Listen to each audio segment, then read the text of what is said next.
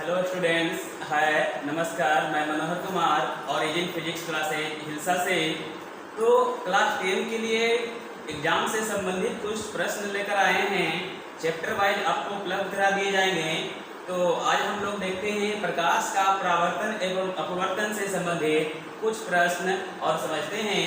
तो सबसे पहले हम प्रकाश के बारे में अध्ययन करते हैं, प्रकाश के बारे में जानते हैं, प्रकाश का चाल कितना होता है, प्रकाश के बारे में कि प्रकाश है क्या, प्रकाश का स्रोत क्या है और प्रकाश से संबंधित कुछ महत्वपूर्ण शब्दों को जानते हैं। तो सबसे पहले हम देखते हैं प्रकाश है क्या, प्रकाश का डेफिनेशन क्या होता है। तो देखिए डेफिनेशन में लिखा हुआ है कि प्रकाश वह भौतिक कारक है, प्रकाश वह भौतिक कारक है जिससे हम किसी वस्तु को देखने की अनुभूति प्राप्त करते हैं या अनुभूति होती है। तो प्रकाश के बिना हम किसी वस्तु को नहीं देख सकते हैं। प्रकाश होती है तो हम कह सकते हैं कि कोई वस्तु हमें दिखाई देती है। यानी हम सीधा सीधी ये कह सकते हैं कि जिस प्रकार से हवा को हम नहीं देख सकते हैं उसी प्रकार से हम प्रकाश को भी नहीं देख सकते हैं। जिस प्रकार से हवा को हम अनुभव करते हैं उसी प्रकार से हम प्रकाश को भी अनुभव ही करते हैं। जब तक कोई वस्तु या किसी पदार्थ पे प्रकाश नहीं पड़ती है तब तक हम प्रकाश की अनुभूति नहीं कर पाते हैं। तो देखते हैं कि प्रकाश से संबंधित कुछ महत्वपूर्ण पॉइंट हैं, उसके बारे में जानते हैं। प्रकाश ऊर्जा का एक रूप है। सही बात है कि प्रकाश ऊर्जा का ही एक रूप है। अगर प्रकाश में ऊर्जा नहीं होता तो प्रकाश के द्वारा कोई भी वस्तु विक्षेपित नहीं होता। प्रकाश के द्वारा जो हवा में कण होते हैं वह विक्षेपित नहीं होता। दूसरा है प्रकाश हमेशा सीधी रेखा में गमन करती है। हम लोग 10th क्लास तक पढ़ने वाले हैं कि प्रकाश सीधी रेखा में गमन करती है। जैसे आपको 7th क्लास में पढ़ाया गया होगा कि कूट का 2 गत्ते ले लीजिए और कैंडल को कूट में 2 छेद कर लीजिए और कैंडल को सामने जला के देखिए और आंख रखकर या आपने कह सकते हैं कि सामने बैठकर देखिए तो आपको कैंडल सामने सामने दिखाई दे देता है। परंतु कोई भी एक गत्ते को अगर इधर उधर कर देते हैं तो वह हमें दिखाई नहीं देता है। इसे स्पष्ट हम समझते हैं कि प्रकाश सीधी रेखा में ही गमन करती है। उसी प्रकार से लिखा हुआ है कि प्रकाश हमेशा सीधी रेखा में चलती है। अगला है प्रकाश यानी निर्वात में प्रकाश का वेग 3 × 10⁸ मीटर पर सेकंड होता है जो सबसे अधिक होता है। निर्वात में प्रकाश का वेग 3 × 10⁸ मीटर पर सेकंड होता है जो सबसे अधिक होता है। और पानी में या जल में प्रकाश का वेग 2.25 × 10⁸ मीटर पर सेकंड होता है। एक और हम लोग जानते हैं कांच में प्रकाश का वेग 2 × 10⁸ मीटर पर सेकेंड होता है। हाँ, तो तीनों को याद रखना होगा क्योंकि आपका 10th बोर्ड में एक ऑब्जेक्टिव इससे पूछने वाले हैं। क्या पूछेंगे? निर्वात में प्रकाश का वेग कितना होता है? 3 × 10⁸।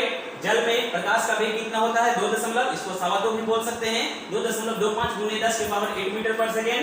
कांच में प्रकाश का वेग कितना होता है? तो 2 × 10⁸ मीटर पर सेकेंड। इसको किलोमीटर में अगर बोला जाए तो कह सकते हैं 3 लाख किलोमीटर पर सेकेंड। यहाँ पे बोल सकते हैं 2 यानी 2.25, यहाँ बोल सकते हैं 2.25 लाख किलोमीटर पर सेकेंड। यहाँ बोल सकते हैं 2 लाख किलोमीटर पर सेकेंड। इस तरह से किलोमीटर में भी इसको बदल के हम बोल सकते हैं। आगे आपका पॉइंट है प्रकाश एक विद्युत चुंबकीय तरंग है। प्रकाश एक प्रकार का विद्युत चुंबकीय तरंग भी है। प्रकाश को हम लोग देख नहीं सकते, सिर्फ प्रभावों का अनुभव करते हैं। आगे देखते हैं।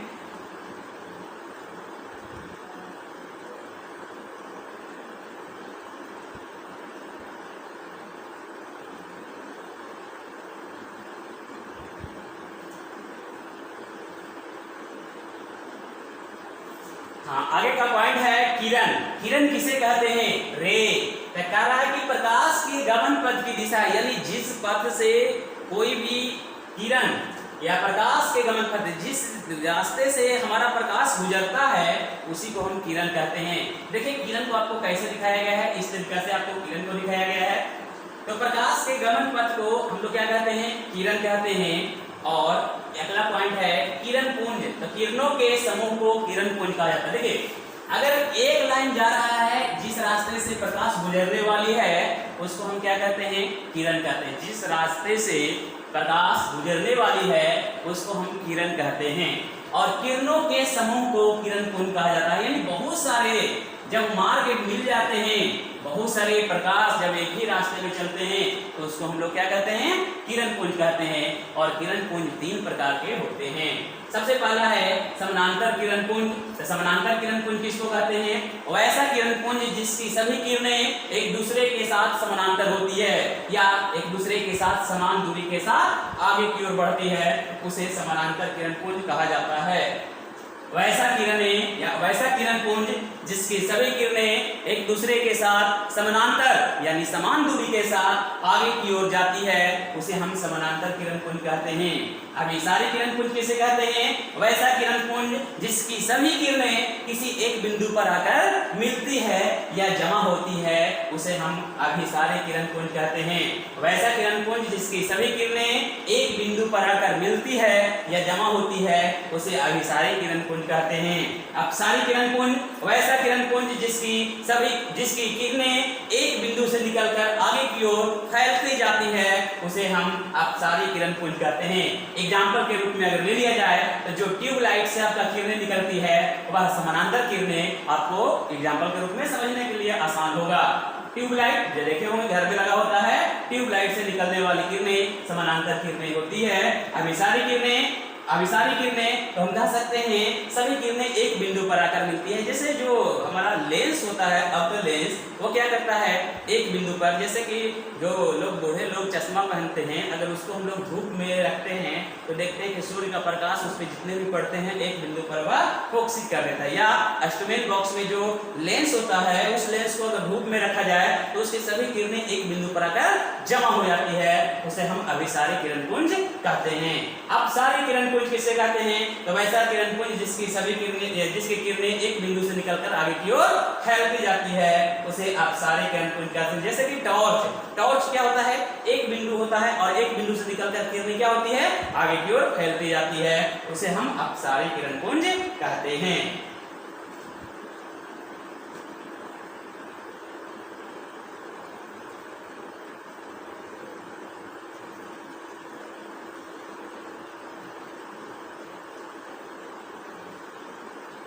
आगे है आत्मदीप्त पदार्थ, अदीप्त पदार्थ। आत्मदीप्त पदार्थ किसे कहते हैं,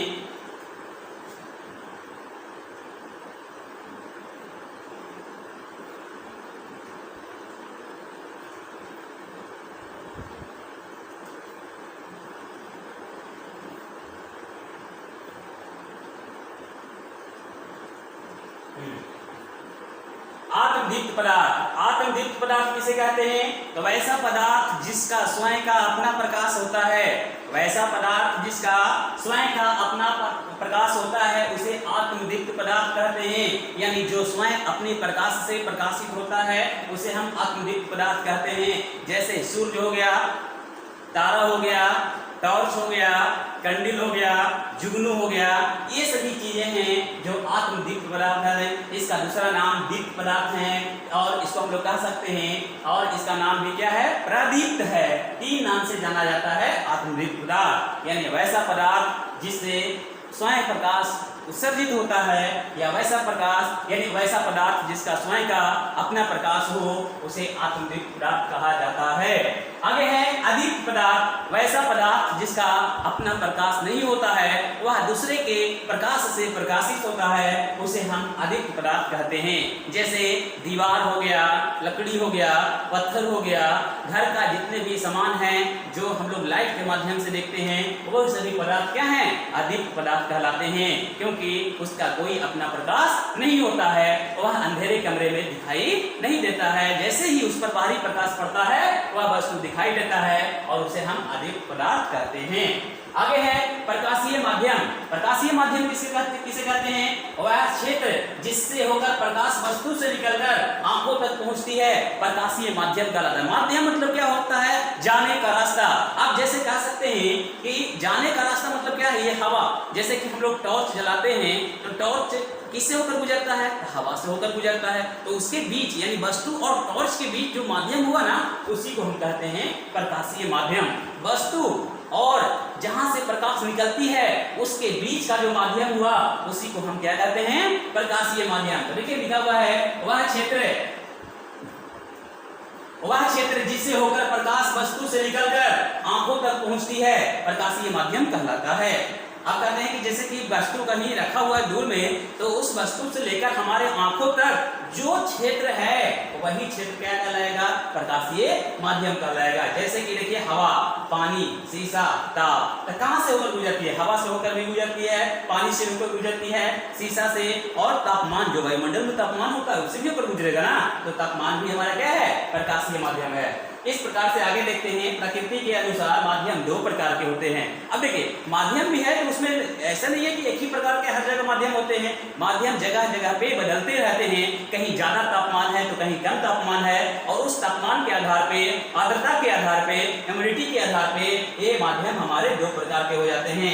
एक समांगी माध्यम होते हैं, एक विसमांगी माध्यम होते हैं। अब जानते हैं समांगी माध्यम किसे कहते हैं, तो वे माध्यम जिसके प्रत्येक भाग के गुण एवं बनावट समान समांगी माध्यम कहलाते हैं। वे माध्यम जिसके प्रत्येक भाग के गुण एवं बनावट समान होते हैं, यानी हम कह सकते हैं कि एक कमरा है और कोई कमरे में एक कोने का और वो कोने का, यानी जितने भी चारों कोने हैं और बीच का प्रत्येक स्थान का तापमान समान है और कह सकते हैं बनावट समान है, तो वह समांगी माध्यम कहलाता है। लेकिन वैसा जगह जहां पर देखते हैं कि कहीं कहीं एक ही घर है और एक ही घर में कहीं ठंड ज्यादा लग रहा है, एक ही घर में कहीं गर्मी ज्यादा लग रहा है, तो वो माध्यम कैसा कहलाएगा, विसमांगी माध्यम कहलाता है। अब जैसे कि एग्जाम्पल के रूप में हम कह सकते हैं कि अगर हम लोग गर्मी में धूप में चल रहे हैं और एक पेड़ मिल जाए तो क्या दोनों माध्यम एक ही होगा, तो नहीं, अलग अलग दोनों माध्यम हो सकते हैं, यानी एक विसमांगी हो जाएगा, एक समांगी माध्यम हो जाएगा। तो हम कह सकते हैं कि जहां पर कह सकते हैं गुण एवं बनावट एक समान हो रहा है वहां पर समांगी माध्यम होगा। दूसरा आगे देख रहे हैं विसमांगी माध्यम, वे माध्यम जिसके प्रत्येक भाग के गुण एवं बनावट अलग अलग होते हैं उसे विसमांगी माध्यम कहा जाता है, जिसको हम लोग जैसे एग्जांपल के रूप में कह सकते हैं हवा का मिश्रण, क्योंकि हवा में अलग अलग गैसें होती है, कहीं पर हवा का दबाव कुछ और होता है, कहीं पर हवा का दबाव कुछ और होता है, एक समान हवा का दबाव नहीं होता है, टेम्परेचर कहीं हवा का कुछ और होता है और कहीं और कुछ और होता है। तो उसी प्रकार से हम लोग समांगी और विसमांगी माध्यम जानते हैं कि जिस स्थान पर के कह सकते हैं कि प्रत्येक भाग और गुण बनावट सब समान होते हैं समांगी माध्यम के अंतर्गत आते हैं, और जिसके गुण एवं बनावट असमान होते हैं यानी एक जैसे नहीं होते हैं प्रत्येक बिंदु के, तो क्या कहलाते हैं, विसमांगी माध्यम कहलाते हैं।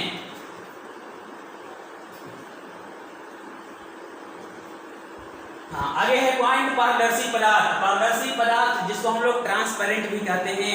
ट्रांसपेरेंट सुनने से ही आपको लग रहा है ट्रांसपेरेंट का मतलब आर पार दिखने वाला, तो ट्रांसपेरेंट पदार्थ किसको कहते हैं, तो ऐसा पदार्थ जिससे आर पार देखा जा सकता है। दो तरह से बोलेंगे, वैसा पदार्थ जिससे आर पार देखा जा सकता है पारदर्शी पदार्थ कहा जाता है।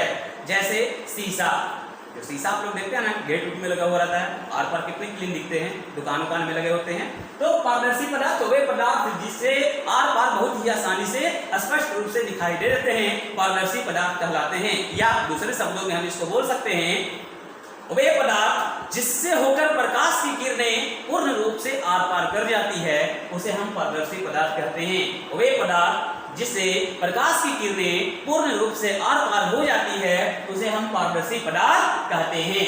दूसरा है अपारदर्शी पदार्थ, जिसको हम ओपाक्यू कहते हैं। अपारदर्शी पदार्थ जिससे आर पार दिखाई नहीं देता है, सिंपल भाषा में हम बोल सकते हैं कि जिस वस्तु से आर पार दिखाई नहीं देता है उसे अपारदर्शी पदार्थ कहते हैं। जैसे लकड़ी हो गया, दीवार हो गया, मोटे कपड़े हो गए, कर सकते हैं ना। इस तरह से अपारदर्शी पदार्थ जिससे आर पार दिखाई नहीं देते हैं, या दूसरे शब्दों में कह सकते हैं वे पदार्थ जिससे होकर प्रकाश की किरणें पूर्ण रूप से आर पार नहीं होता है उसे हम अपारदर्शी पदार्थ कहते हैं। वे पदार्थ जिससे प्रकाश की किरणें पूर्ण रूप से इस पार से उस पार नहीं होती है उसे अपारदर्शी पदार्थ कहते हैं। पारभासी पदार्थ या अल्प पारदर्शी पदार्थ, पारभासी लेकिन अल्प मतलब थोड़ा होता है, इसी से हम समझेंगे अल्प मतलब थोड़ा, तो वैसे पदार्थ जिससे आंशिक रूप से आर पार दिखाई देता है, वे पदार्थ जिससे थोड़ी थोड़ी इस पार से उस पार दिखाई देती है उसे हम अल्प पारदर्शी या पारभासी पदार्थ कहते हैं। या दूसरे शब्दों में कह सकते हैं वे पदार्थ जिससे जिससे प्रकाश की किरणें थोड़ी थोड़ी इस पार से उस पार हो जाती है, उसे हम अल्पपारदर्शी या पारभासी पदार्थ कहते हैं। ठीक है, आगे हम देखते हैं छाया किसको कहते हैं। छाया किसे कहा जाता है? तो आप लोग देखते हैं कि जब लाइट के सामने किसी वस्तु को रखते हैं तो उसके विपरीत दिशा में क्या बनता है? काला धब्बा बनता है, और उसी को हम लोग क्या कहते हैं? छाया कहते हैं। तो डिफिनेशन कैसे करेंगे? तो हम सीधा सीधी कर सकते हैं, जब कोई प्रकाश माध्यम में कोई अपारदर्शी पदार्थ आ जाए, जब कोई प्रकाश माध्यम में कोई अपारदर्शी पदार्थ आ जाए और उसके पीछे बनने वाले काले धब्बे को छाया कहते हैं, जिसको हम लोग शैडो कहते हैं। जैसे आदमी का परछाई बनता है ना, कि जब सूर्य के विपरीत दिशा में जब हम लोग सुबह या शाम में चलते हैं तो हमें स्पष्ट रूप से दिखाई देता है विपरीत दिशा में, उसी को हम लोग छाया कहते हैं ना। तो क्या बोलेंगे? प्रकाश माध्यम में जब कोई अपारदर्शी पदार्थ, अपारदर्शी तो मतलब प्रकाश अर्पण नहीं होगा तो छाया बनेगा ही। तो प्रकाश माध्यम में जब कोई अपारदर्शी पदार्थ आ जाए और उसके विपरीत दिशा में बनने वाले काले धब्बे को हम छाया कहते हैं, शैडो कहते हैं। ठीक है, प्रकाश का परावर्तन किसे कहते हैं? ठीक है, प्रकाश का परावर्तन किसे कहा जाता है तो हम लोग समझते हैं। तो कह सकते हैं कि जब कोई प्रकाश की किरणें किसी सतह से टकराती है, या प्रकाश की किरणें किसी चिकनी या चमकीली सतह से टकराती है, तो वह अपने माध्यम में जिस नियम के अनुसार लौट जाती है उसे हम प्रकाश का परावर्तन कहते हैं। यानी कोई प्रकाश जब किसी चिकनी या चमकीली सतह से टकराती है और अपने ही माध्यम में वापस लौट जाती है, या अपने ही माध्यम में वापस लौटने की प्रक्रिया को ही प्रकाश का परावर्तन कहते हैं। प्रकाश की किरणें किसी बिंदु स्रोत से आती है, देखिए दूसरे रूप में हम बोल सकते हैं, जब प्रकाश की किरणें किसी बिंदु स्रोत से आती है और किसी चिकनी या चमकीली सतह से टकराकर अपने ही माध्यम में वापस लौट जाती है तो हम प्रकाश का परावर्तन कहते हैं। जैसे आप देखते हैं ना कि आईना को आप सूर्य के सामने रखते हैं तो जो प्रकाश पड़ता है उससे क्या होता है? टकराकर कहीं ना कहीं धब्बा बनता है ना, कहीं ना कहीं लाइट उसका दिखता है ना। जैसे घड़ी हो, तो घड़ी को भी ऐसे ऐसे हम लोग लाइट में करते हैं तो कहीं ना कहीं लाइट परावर्तित होकर दिखाई देता है, तो उसी को हम लोग परावर्तन कहते हैं। अब कहते हैं परावर्तक सतह किसको कहते हैं? तो जिस सतह से प्रकाश की किरणें टकराकर अपने माध्यम में लौट जाती है उसे हम क्या कहते हैं? परावर्तक सतह कहते हैं। जिस सतह से प्रकाश की किरणें टकराकर अपने माध्यम में लौट जाती है उसे हम परावर्तक सतह कहते हैं। आगे है कि परावर्तन के प्रकार। तो परावर्तन दो प्रकार से हो सकते हैं, या परावर्तन दो प्रकार के होते हैं। एक है नियमित परावर्तन। नियमित परावर्तन किसको कहते हैं? तो क्या कह सकते हैं? वैसा परावर्तन। देखिए नियमित परावर्तन को हम लोग देखते हैं किस प्रकार से होता है। तो देखिए ये हमारा क्या है? चिकनी एवं चमकीली सतह है। तो प्रकाश की किरणें देखिए इधर से आ रही है और नियमित रूप से उसी तरह से आगे की ओर बढ़ती जा रही है, यानी आने वाली किरणें, जाने वाली किरणें, यानी आपतित किरणें और परावर्तित किरणें, और इसी को हम लोग कहते हैं नियमित परावर्तन। तो क्या बोलेंगे? वैसा परावर्तन जो किसी चिकनी या चमकीली सतह से टकराकर नियमित रूप से अपनी दिशा में वापस लौट जाती है उसे हम नियमित परावर्तन कहते हैं।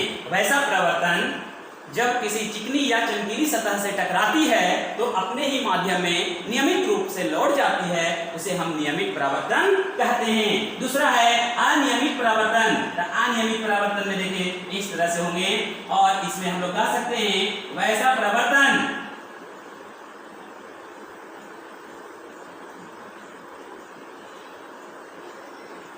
देखिए इसमें अलग अलग रूप में हमें दिखाई दे रहे हैं। क्या दिखाई दे रहे हैं? चिकनी और खुरदरी सतह। क्या ऐसा दिखा रहे हैं? इसमें सतह है जो चिकनी है, इसमें सतह है चिकनी और खुरदरी दोनों मिली हुई है। जैसे दीवार में देखते हैं ना कि जो दीवार ज्यादा पेंटेड किए हुए रहते हैं, यानी जो सेम किए हुए रहते हैं, वह ज्यादा लाइटेड दिखाई देते हैं। क्यों? क्योंकि उसमें नियमित परावर्तन की क्रिया होती है। और जो दीवार खुरदरी होती है और चिकनी भी उसमें होती है, जहाँ खुरदरी होगा वहाँ चिकनी जरूर कुछ ना कुछ होगा, तो उसको हम लोग कहते हैं नियमित परावर्तन। तो क्या बोलेंगे?